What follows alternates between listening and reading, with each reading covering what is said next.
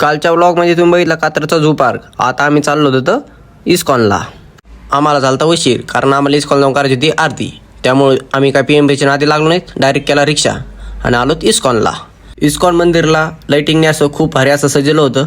त्या मंदिर असं ओकेमध्ये कडकमध्ये भारी दिसत होतं. इथे ज्यांना गोसेवा करायची किंवा काही चारा खाऊ घालायचा आहे त्यांसाठी इथं.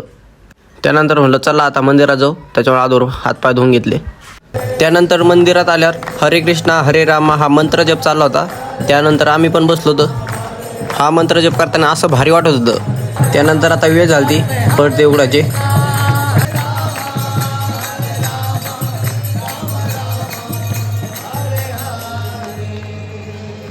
त्यानंतर आरती केली आणि आता वर आलो तिकडं बालाजी मंदिराकडे. इथं दर्शन घेतले. मंदिराच्या भिंतीवर श्रीकृष्णाच्या जीवनातले काही प्रसंग आहेत. त्यानंतर वापस आल्या इकडं काही जण नाचत होते. त्यांच्यामध्ये एक छोटीशी मुलगी पण होती, भारी नाचत होती.